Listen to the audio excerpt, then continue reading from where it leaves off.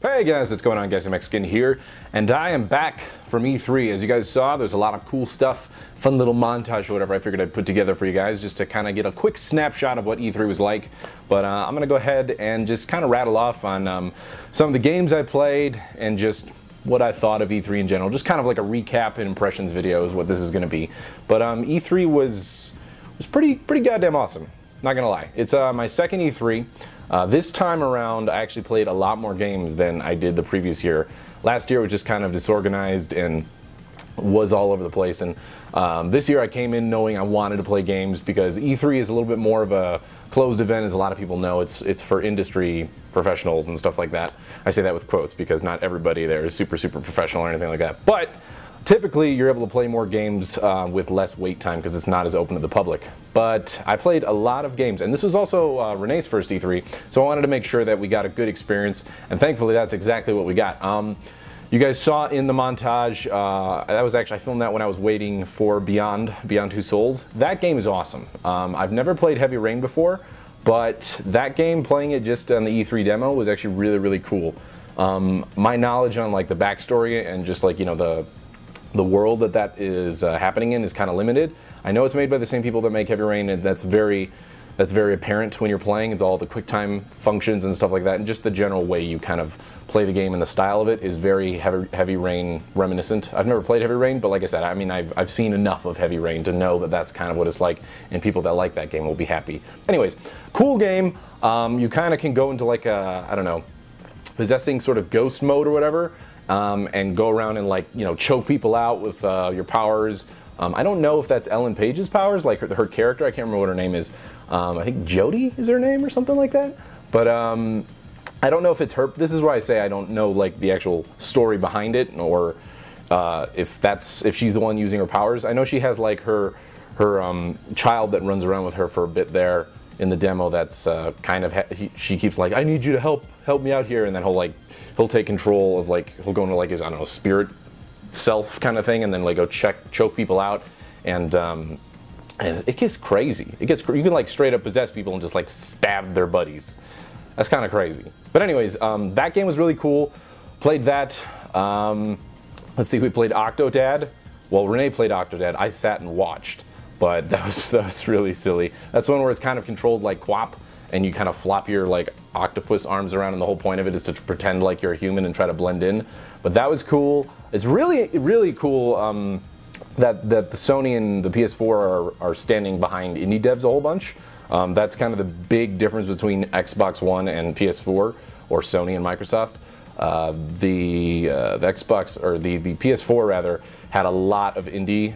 They actually had a whole section of indie developer stuff on their booth space, and that was really cool. That's not really seen too much. It's interesting how much of a different stance they have than Microsoft, and I think that's a big reason why a lot of people are in camp Sony right now as opposed to Microsoft. Let's see, other games. Battlefield 4. Battlefield 4 is actually really good. I wasn't too enthralled with Battlefield 3. It wasn't anything that special. But Battlefield 4 actually surprised me. The destructibility is back in a very big way. You can actually knock down like skyscrapers and huge buildings after enough damage has been dealt to them. There was a time where I was literally just running around on the ground, and then a skyscraper just started falling down. And it was a building that I was just in a little bit ago, using an elevator to get up to the top and stuff like that and fighting people. And jumping off buildings is awesome. The thing that's really interesting too about the destructibility, once a building is down, it creates kind of like a rubble. It's like real life. It has like a rubble area that you can then fight in, so people can go through, you can walk through all the terrain and stuff like that and fight in that rubble of the building that you just were fighting in. So when I say destructibility is back, they've definitely brought it back, and they've been paying attention to the details of all that stuff.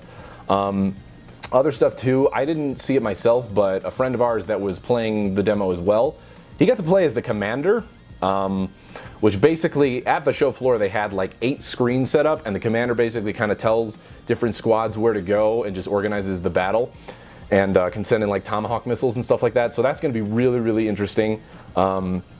Also, he said that you could, again, this is another thing that he told me about, but I believe it based on the destructibility that I saw when I did play, you can like shoot down, you can shoot at like the ceiling above you, and rubble will come down, and you can walk up the rubble that you just created and use it kind of like stairs. So that's crazy. The game looks amazing as Battlefields typically do. Nothing really changed there. It just looks really, really good. Gameplay is really super tight. It feels like a Battlefield. It's hard to describe because, I mean, Battlefield games haven't been terrible in the past, you know, the last few iterations, but it seems like they've definitely stepped it up a bit as far as, you know, the details and actually scale of it, and being true to the Battlefield roots. So that was really, really fun. A couple other games I was able to check out was, well, this one we didn't play it, but it was really, really cool. Was Mad Max. That game actually looks, I was kind of on the fence when they announced it. I was like, wow, cool. That's, I mean, I'm all about post-apocalyptic stuff like that, and, you know, destruction and all that. I like Mad Max. But I was kind of iffy on the gameplay and stuff, but they didn't have a gameplay, they didn't have like a playable, you know, version of it there. They did, but we didn't get to play. We watched a presentation. You waited in line for a little bit. It wasn't that bad. And they had like a 20-minute presentation of just like gameplay and stuff like that. The guy was playing it there, and they had somebody on the dev team narrating it. And that game actually looks really good. I was, like I said, I was a little skeptical on what to expect. It seems, I don't want to say Fallout. It seems like what Fallout, like the future version of it could be, like the next iteration, like Fallout 4, what it might resemble a little bit. But it still stays true to the Mad Max kind of environment and feeling. There's a lot of cool stuff. And it's very hard to describe, but it looks amazing. They're focusing a lot about, obviously with Mad Max it makes sense, car combat and making sure that that's interesting and not like repetitive and stuff like that. They had him going through, and they showed like you pulling up to this other thing that you're chasing. They have like some sort of loot or something you're chasing. And people are jumping on your car, and Mad Max throws out a shotgun and like shoots them off and stuff like that. And it just looks really cool. They slow down and show like, you know, a very cinematic view of it, but it doesn't feel like it's taking you out of the experience. It feels like the car is still moving, the gameplay is still going forward. It's not something that kind of breaks apart, you know, the feeling of the game. It makes it not feel I don't know, too cinematic. If that's, I'm having trouble explaining this, but you guys get what I'm saying. It's very, very well immersive into the game, and it doesn't break that. But it showed off some of the sniping and stuff like that you can do. Like there was a point where he was scoping out like an outpost that he has to go through, and he had like a sniper rifle. When I say he, I mean Mad Max, or Max. He had a sniper rifle, and he was scoping out the points, and there was different areas, different ways that he could attack it.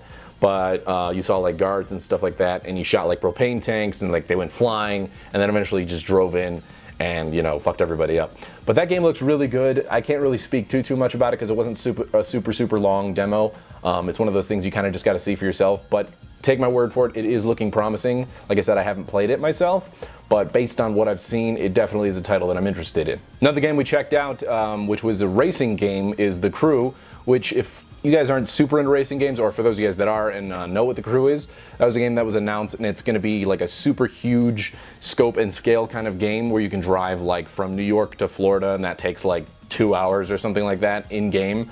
It's very, very detailed for how big it is, but we played a couple modes. It was kind of just like a demo thing that switched between different modes. It showed us a little bit of how the free roam is going to work and how different random things pop up as you're free roaming that you can do, different challenges and stuff.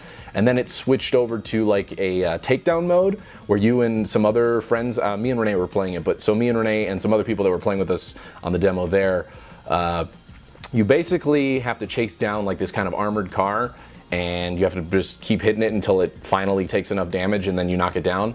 But that's really cool. It seems like something that'd be really fun to do like on the way going to places. Like if a takedown, as far as I understand it, like you'll be driving along free roam rather, and you can see like a takedown thing pop up and you can initiate it and then go ahead and do that if you feel like it. So I played a lot of Test Drive Unlimited. I don't know if a lot of you guys are familiar with that game. I'm all about free roam like driving games. I think that's really cool to be able to just cruise around a huge map with a bunch of different cars with your friends.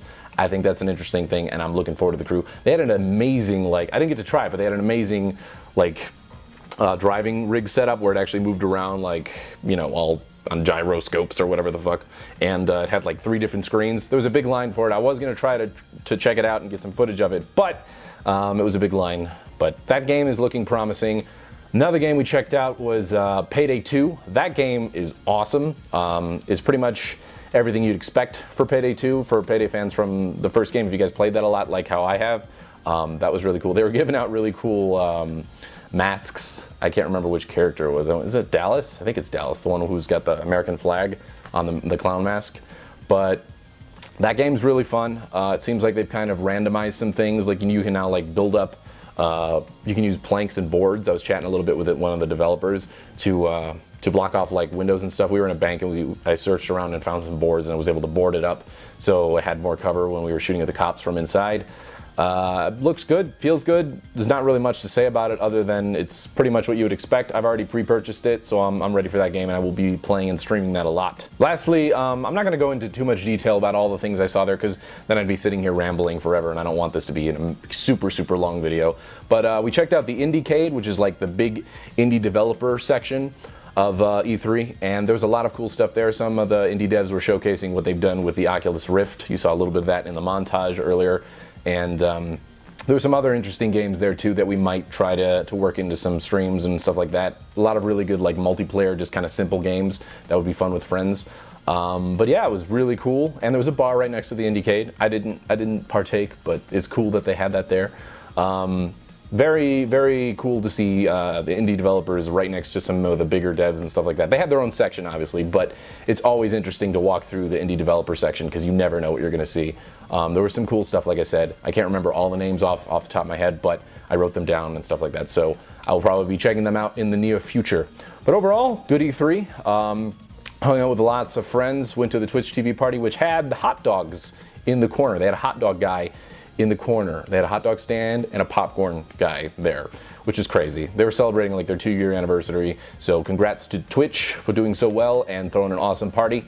Other than that, had some dinner with some friends, some of the KB Mod guys, and yeah, just a good E3 all around. I was very happy with the turnout, and look forward to next year, and I'm very looking forward to PAX coming up very soon. So yeah, kind of just my I don't know, verbal diarrhea of E3 and just the goings on there.